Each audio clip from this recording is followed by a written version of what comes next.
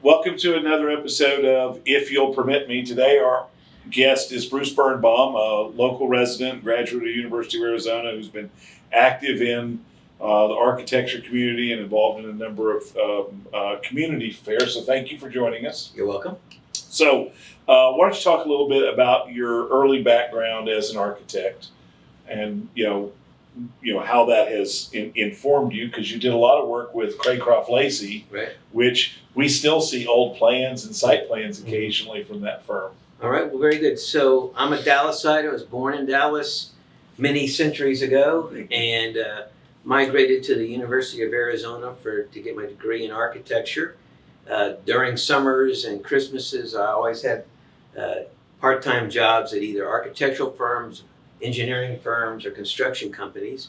And when I graduated, I went to work for Spring Valley Construction Company, learning the ropes of construction, being an assistant to the job site superintendent. And this was 1979. So one of my main tasks for that job was to stand in line for gas, because there was the gas crisis. So Yeah. I had a degree in architecture, but my main job profile was to stand in line for gas for my boss. And You've come a long way. almost. Yeah. And so I was in the field. I went into their office and learned how to do some estimating, did some drawings for them. Then I had an opportunity and my goal was to work for them for a short amount of time, backpacked through Europe, came back and got a job with Craycroft Lacey. And I was there for about 3 years. Jack Craycroft was also, like you, a plan commissioner. I think he was the Yeah. chair of the plan Yeah. commission at one time. In a different era. In a different area, yes. Yeah, and so at Craycroft Lacey, we did a lot of multifamily projects, and they were simple back then. They were garden-style apartments. They weren't the wraps. They didn't have huge amenity packages, and so they were All surface parked. right. It was fairly simple work, and I see what's happening in Dallas over the last 10 or 15 or 20 years since then with these beautifully designed apartment structures and the amenities that they have. I'm somewhat envious that I don't get to live in some of them, but at the same time, it's a field that we've migrated away from just because of the complexity. We don't do that at BernbaumMagadini Architects, but I'm appreciative of what other architects and developers do in that world. And then from Craycroft, I spun around to David Demarest Architects, who's really prolific in the multifamily industry. Remains. And then I went off on my own, and mainly our work today is single-family client-based residential projects. Every once in a while, there's a commercial project, and that stems from our residential client that has something they want to Maybe a family office or Yeah. similar. little retail interior or a small office space. Well, your work's beautiful. I mean, the homes you guys design are beautiful inside and out. I mean, they really glow. I mean, y'all have done wonderful work. We've had a chance to work with you on some Board of Adjustment cases where you're maybe trying to preserve a tree, or, the rules don't allow for what would be the best architecture. Well, our work has developed over the years.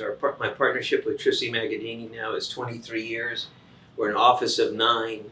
Trissy is a design architect for our firm, and I kind of weave myself through the projects at different times. We have some extremely talented project architects, and we're kind of a concierge architectural firm, and we help our clients from the time that they start to look for a piece of property till after they move in. And we continue. I have a client that my first time I worked for them was in 1994.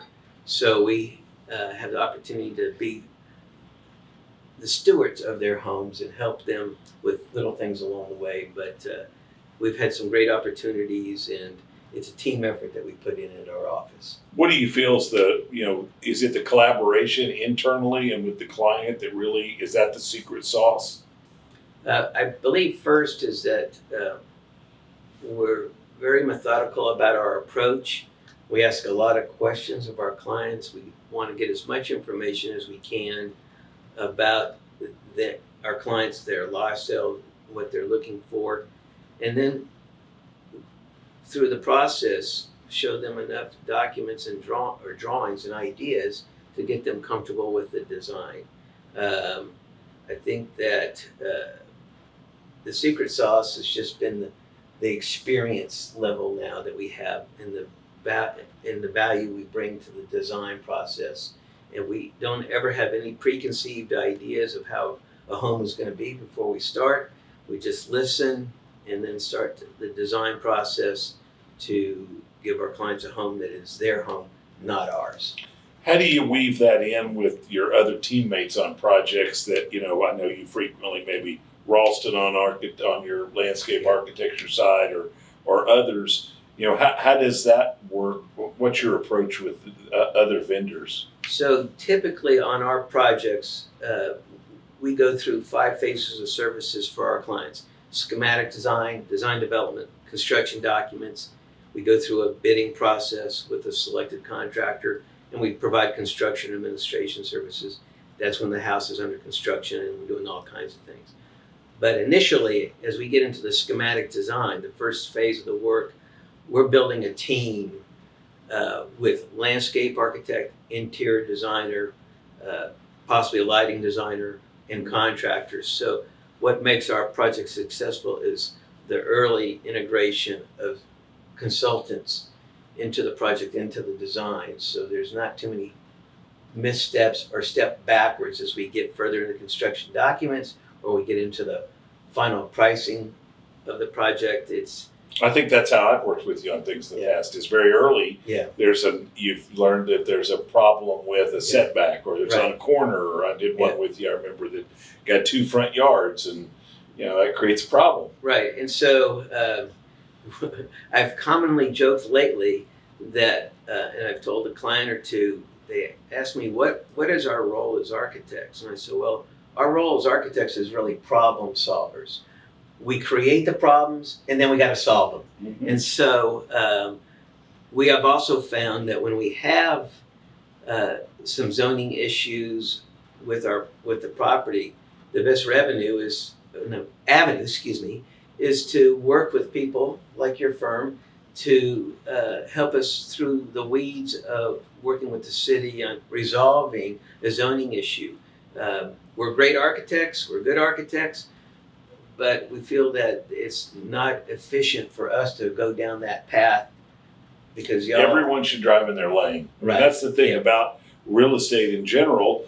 From the beginning of the process, your clients need to work with a really good residential broker that knows about what values are, what properties might be available. It takes a team of people to be able to complete these types of houses you're working on. Yeah. You mentioned lighting. I think that's really one of the things that sets apart the design is that they just look so inviting. They do look like they glow from the street, and they really fit into the landscape around them. Well, if you go to our website, you'll probably see a lot of dusk shots. Yes, that for sure. makes really architecture sing. But we have clients that have beautiful art, valuable art, and it's worth it to them and to us to be sure that they're properly lit, the artwork. And the technology today so different when you first started, isn't it? Right. Well, the evolution of lighting and LED and the changing building code, the LED, that continues to change at warp speed. So the lighting designers can stay up with what's happening with the market, what's happening with these type of LED lamping of fixtures to really hone in and to select fixtures that will make the art pop or the architecture pop in specific spaces. And we combine that with trying to look at how they'll control the lighting. And that's a whole nother subject in terms of AV and lighting control. But first off, it's really trying to set the aesthetics. And our homes are also known for being warm and comfortable and not museums. So we want to live in the space. Yeah, we got families, they got dogs, and so how can all that work together? That's good. Yeah. Well, you talked about working with jurisdictions a little bit, and obviously that's what we do. Mm-hmm. Are you finding that it's particularly challenging on the permit side? Well, that's a softball question, but thank you very much. Yeah. COVID taught me personally that you can work from home. Not that I like it 100%. We learned very we got set up prior to COVID, as COVID was coming on, to be able to send everybody at home access to server work. We learned how to do Zoom meetings. But getting to the point of the question is, with COVID, the municipalities have changed how you permit a project. And for Dallas, a year and a half ago, it seemed to me that you could get an additional renovation permit in a day or two.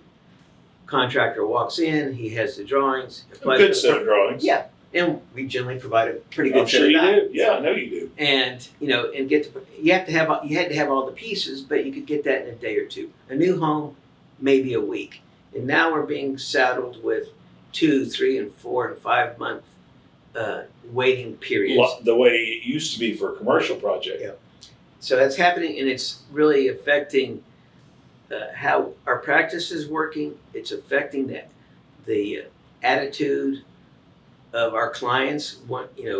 Getting a little bit frustrated of waiting around.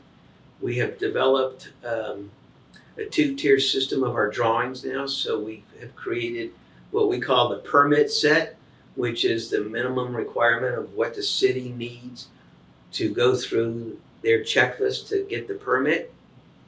With this 2 or 3 month cycle, or to get the permit, once we've put in the drawings for the contracts put in the drawings for permit, we're going back through to continue developing interior elevations, architectural details, the refinement of the lighting design, things that the city doesn't need for permitting, because it's more they're looking at zoning and setbacks first on the zoning end, and they're looking at the building codes for fire, smoke detectors, egress requirements, and so they're doing their checklists. And while they're doing that, we're working on completing our architectural drawings so that there's a parallel line, and hopefully when we get the permit shows up, all our work is done and we haven't lost really time. Some municipalities, while there is a delay, it's not significant. Our other business, the TABC licensing company, it's gone from 39 days or something to maybe 50 days. Not, a week or so. That's pretty reasonable. Yeah. But it's not reasonable what's happening now on permits. And are some people deciding not to build a home now because of that 5 month delay? That hasn't stopped any projects at this point. I'm fearing, and I had a conversation earlier this morning with a contractor, that the lead times and the price escalation of materials, lumber and even plumbing fixtures. Lumber went up, it's coming back down, but other things are going up. And that scares me more than where people can't afford to build. Even our clients saying that's just too expensive to build these homes. And back to that permitting question a moment ago, I did want to mention that, when the time has increased, and it's increased because you can't sit down with the planning consultant at the city to go over plans and to review and answer simple questions. And so the process now is the drawings are turned in electronically by the way the city wants them. That was an easy format to achieve. But now they have a checklist. They might even have third-party reviewers. And that checklist has come up with things that in my 35-year career that we've never even seen before. And we're trying to figure out what the question is or why they're asking the question.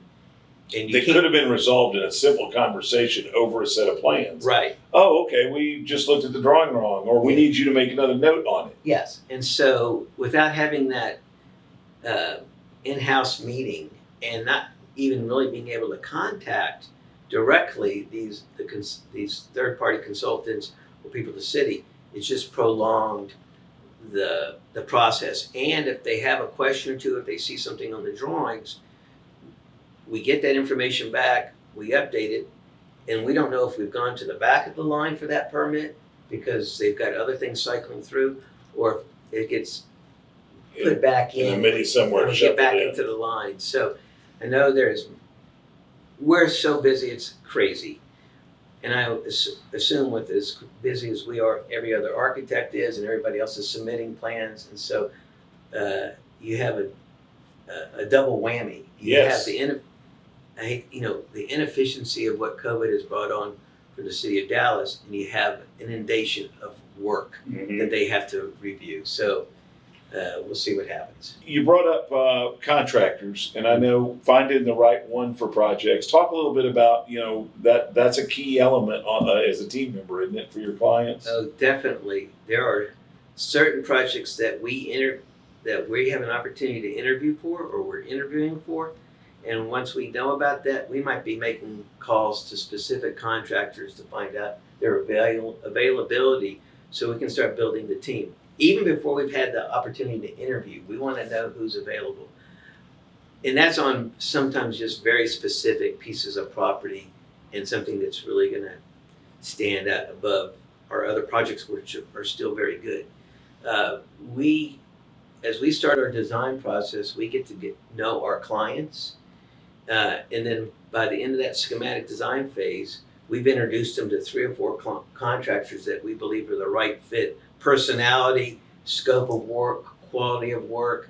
We're trying to miss a completion. Yeah, we're trying to make a team and marry people who are going to get along together. Because it's a fairly lengthy process. Yes, sir. On our projects, I'd say the average from the moment we meet to the time they move in, probably today, is a good 18 to 24 months. That's faster than I thought. Well, of course, if the house is larger, it might be longer. Right. And so we have a few anomalies of that we kind of laugh about at our office, where a project might be in our office for 4 years, and that's due to all kinds of different conditions in terms of design, people being available, Maybe location, because you do some work at lake houses or away. Yeah, we do second homes, and those usually go a little bit quicker than sometimes our in-town projects, because they want to go out there and start having a good time. Okay, that makes so make decisions faster. And so every interview, every potential client comes in and says, we always make decisions very quickly. Well, that's really not the truth. That's a myth. And so the matter of time of being able to get in front of people, have them look at things, make decisions, sometimes can extend the life of a project. But a home of plus or minus 6,000 square feet today is, and with the detailing and where our projects are, those are could be a 12 to 16 or 18 month build. And we're generally going to have about 6 months of design and planning. And so what's the cost on a per foot basis on these kinds of 6,000 square foot homes, roughly? So our homes, I know it depends. Yes, but the homes that we design that are very particular, generally have really curated. Yes, it has a fairly significant structural package that might have steel, pier and beam foundation. Our range today is $350 to $500 a square foot for the construction, and that's material and labor and contractor fee. That's not including the cost of land or the landscaping package, which is or the interiors, furnishings. It doesn't include furnishings, but it will include everything attached to the house, including recessed shade pockets and things like that. The electronic systems, but it's definitely not the couch and the bedding and the art, but it's the sticks and bricks of the house. Right. What do you think of Dallas architecture generally? And then maybe more specifically on single family? When you see some of the work down in the Arts District, where the developers have gone to really hiring the epitome of top architects in the country versus Dallas. And Dallas has really talented people. And they're spending a little bit more on the architecture. There's not, I would say, great architecture sometimes when you come to strip center construction, and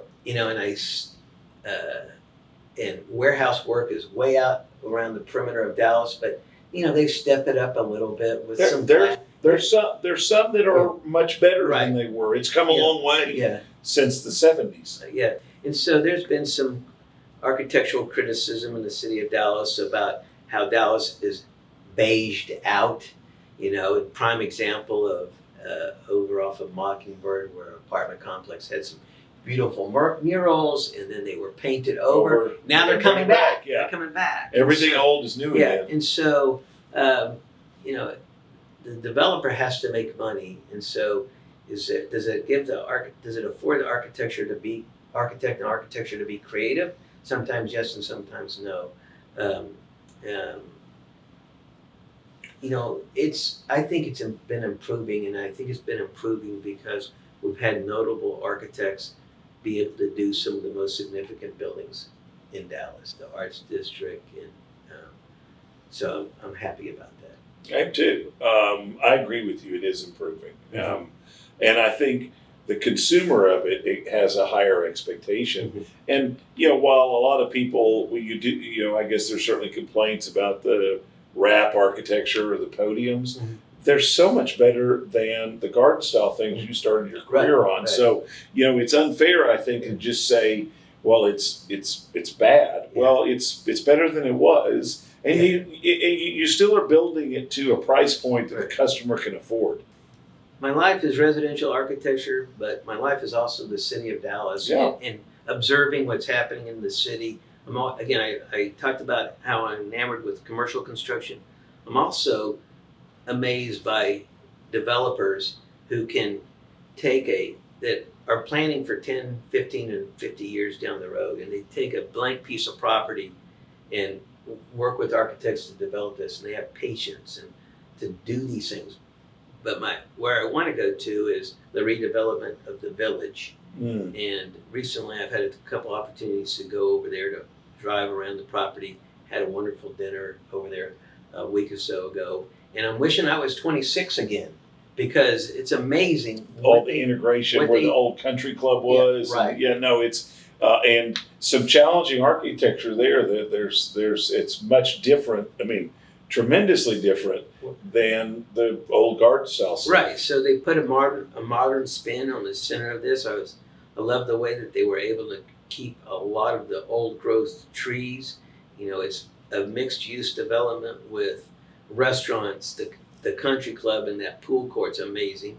And there's a small boutique hotel over there, and it just makes a great environment for the city of Dallas, and especially the people who are living in that. It also creates a destination for someone like myself that is not living there, but they've created some amenities that make you want to go use these. I agree. That's a really good example of. I think it'll turn all that around, and over time, Lincoln will, change that whole area, and there'll be a new village that we hardly recognize. Well, there are tremendous new villages that are north of Dallas that, as I have also taken time to go see, in these communities that have the amenity center and the pool and the jogging trails and all the different things that make for a vibrant community. And people want that, for sure. Residential architecture, what's been developing over the last 10 or 15 or 20 years, our work has developed into the more modern architectural style. Our new homes generally are that. We do addition renovations that are, we'll take a traditional home and might make it transitional, but we're going to do something that is appropriate for the design of that house. In Highland Park, University Park, those are very traditional areas. Dallas, I still believe, is traditional, Largely. But there's definitely been a wave for more modern design. I think that, or at least transitional design. Yeah, transitional to a little bit of modern. You're seeing quite a bit of modern in neighborhoods, and a little bit popping up in Highland Park. And it's how you do that modern home in these traditional areas that blend, that's a little different, but is not offensive. Yeah, I think that is important. And it still feels like it's not like a spaceship landed there, that it still feels like it's part of that same neighborhood. And there's some that just say, screw that, I'm just going to do that. Yes, less popular, I think. Yes. But we're seeing that wave, and I think that people, and I believe also COVID has changed the way that people think. And I will tell you that the first 6 weeks to 2 months of COVID, we were working very efficiently. We had a lot of work before COVID hit. And then about 6 weeks to 2 months in, we started getting phone calls.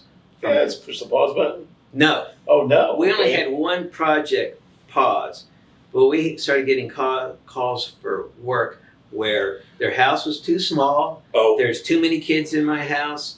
I want more natural light.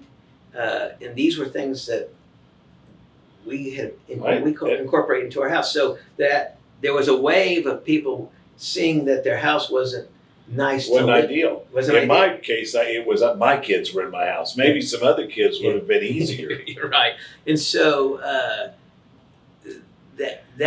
and they were saying that there was too much clutter in their house, and there was too much stuff in the way from living. And so, a modern home generally has clean lines, not a lot of stuff out.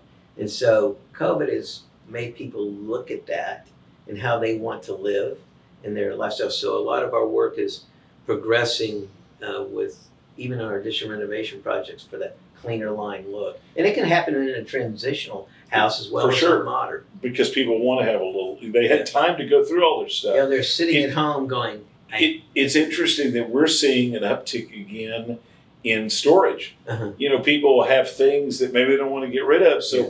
all of a sudden, it looks like there's going to be another cycle of self-storage. I'm glad I'm not on the plan commission at that point because we had our battles on that. We a few years did. ago. I agree though that it's interesting you say that. I think people are starting to see. You see hotel interiors Yeah. really moving to much more modern. People I Yeah. think have more comfort in it.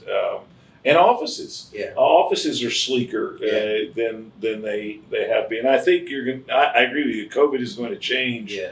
a lot of sectors of how we live our lives, for sure. So, so you served on the Planning Commission for more than 2 terms, I guess. 4 years. 4 years. That's almost a life sentence. I want to tell one quick story Please. about being on Plan Commission and dealing with neighborhood groups because nobody really likes change No. and they think whatever's going to happen is going to ruin their life.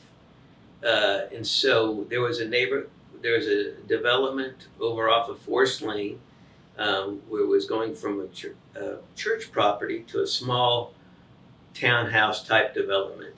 And the adjacent development was very concerned about the abundance of traffic, parking issues. It's just going to be a nightmare for them. And so I heard this during a neighborhood meeting, and I wanted to see in person, what kind of traffic does this neighborhood already have? So I went to the property twice, once at 7 o'clock in the morning till 9, and then one afternoon from 5 to 7. And I tracked how many cars came in and out of their development because I just wanted to go back to them and go, well, you talk about early morning traffic. Well, here's some statistics of how many people aren't coming to your development or how many people aren't leaving during these periods. And I said, and this is how many more, and if it's a similar type of neighborhood, the confluence of those two aren't going to be detrimental. So, there's an argument, and then I thought I'd just put a rational spin on that, and it helped. It helped, and it got passed, and there was a little bit of, not negotiating, but just being reasonable or pointing out facts. Yeah, people are resistant to change. We joke down here that we invite property owners to meetings, and unfortunately, people show up. And and the two I think lamest complaints are there's not enough parking. Uh-huh. There's way too much parking in Dallas, and traffic. We live in a big city. Yeah. Traffic. We shouldn't be afraid of that. And residential doesn't generate a lot of traffic. Fine. I'll get there one car length later. I'm okay with that. Yeah. That Dallas ought to liberalize its parking rules and trust the market a lot more than it does. Yeah, the advent of Uber and younger generation that And has mixes of uses. Right. And people that decide to live, younger people that live and can walk to work or scooter or whatever they want to do. Yeah. Or they're working from home. Or there, absolutely. Yes, I mean, yeah, no, I think the 3 per 1,000 for office really needs to be looked at, because you may have a more like a college schedule, people that are Monday, Wednesday, Friday in the office, and they're Right. Tuesday and Thursday at home. And I hope that the city will look at this conceivably. Well, I remember that when I was on the plan commission, there was a committee that looked at parking. back- Sally Wolfish had a Right. committee, Right. and they made some changes specifically to self-storage, and they made some as it related to the home improvement stores Yeah. that were very, very helpful. I think Sally was really led some really good leadership there that was important. And the warehouses that were starting to rely on technology Mhm. and robots rather than workers, and we didn't need all that parking. Yeah, you're right, and that happened really because of the down economy. The commission had a little more time then to study things instead of just handle zoning cases. And that's almost 10 years ago now, and so things have really changed rapidly since then. So maybe, and again, my world isn't commercial, so I don't know the effects of that. And I try to say this to neighborhood groups all the time, and sometimes start with an old phone from the 70s and get my iPhone out. 2007 is really the Gutenberg Bible. That it is such a transition in the way all humans behave now, that we maybe didn't realize it in 2007 how much it changed, but now people watch all their content on their phone and they shop on their phone. And I have a high school daughter that doesn't want to go to the mall. I mean, You should be happy about oh, that. she still buys. She just does it. There's no need to go to the mall. You can shop on your phone, and it's easier. That's just a preference. But not going to the mall eliminates that social interaction that I think that kids, and my kids are older, but even when they were in high school years ago, that they were doing things in groups versus one-on-one, and now they're just doing things on a phone, and it's not the same as sitting across from somebody. And I commonly also joke that my day in high school, and we're talking decades ago, is that Tuesday night, you'd wait for the kitchen to clear because that was the only place there was a phone. Right. And you would start making your calls to try to get a date for Friday or Saturday night. Now they just Snapchat it. Yeah, and they don't even go on dates. Well, it's interesting with here. My younger employees they have to have some help on how to talk on the phone with clients, because so much of their life has been, I'm going to text you, I'm going to text my friends, that they are not strong phone talkers. And so much of business is talking to your clients in person or on the telephone. So at my office, there's lots of times where I'll say, we'll have a meeting and a project architect is working on something. I say, well, call up the client or whatever, call up this person. And the next thing I see is an email go out. I'm like, no, that's not the same. Absolutely, certain things get lost in and they can't ask a question in the middle of that. I don't understand, or they want to know. It's I believe things are being lost, but you're not going to change this generation that's coming up. And I haven't even ever tried to do a tweet. And with our clients, I ask them, how do they want to communicate? I tell them how we need to communicate for our office, and we don't send technical information on a text. Anything that has to do with the project or detail or whatever, we want to email at least, maybe a call, but a text, I'm not married to my phone as much as the younger generation. And I don't believe you can track that text as well as you can an email. No, you can call them, but we're both old guys talking about old guy stuff. And businesses have to be responsive to this. Yeah. You may find as your clients get younger, I mean, how old are your clients typically now? Our new home clients are probably on the average between 45 to 60 and 65. And we've had a couple homes over the last 2 years that are seniors. Right, sure. As old as we did one house for the couple, he was 90 and she was 85, and it was a brand new house. And that was an anomaly. And maybe our addition renovation projects have a younger client. It's a younger clientele because they're just starting and they have a $200,000 budget for addition renovation. It'll be interesting to see when you jump into now this when, and the numbers may be the same, but when you start seeing more millennials get to that 45-year age to 60, and I'll be 60. Gosh, that's rough. You may find that your practice changes. Yeah. We do now that we have so many younger people here. We have a lot of clients that like techs. Yeah. You brought up briefly, and I try to always ask this: how do you think Dallas is doing? Is the city of Dallas is doing versus the suburbs? With some younger generation people, and we have a lot of young people, fairly young people in our office. They like being in the city of Dallas. They like the social aspect of it. They like the arts aspect of it. Their life is centered around, going to Deep Ellum or wherever. Arts District, Yeah, events. and they like the culture of that. Our projects are generally Dallas, maybe a little bit of South Lake or Cedar Creek Lake. We don't have I'm not in the world of commercial, or suburbs. Mm-hmm. So, but when I drive when I drive out the toll road, which used to stop at Forest Lane when I was a little kid. And then I remember thinking when it was Frankfurt and Keller Springs, that's the end of the world. Now you're at 380, and there's these, there's cities out there. They're not little towns, No. and there's big developments, and that the people who move out there might not be Dallasites. They're coming in from different locations, or their company is headquartered out in that area, and they have a whole community and can live and do all those things. I don't know that world. I just know what I know south of LBJ and like that.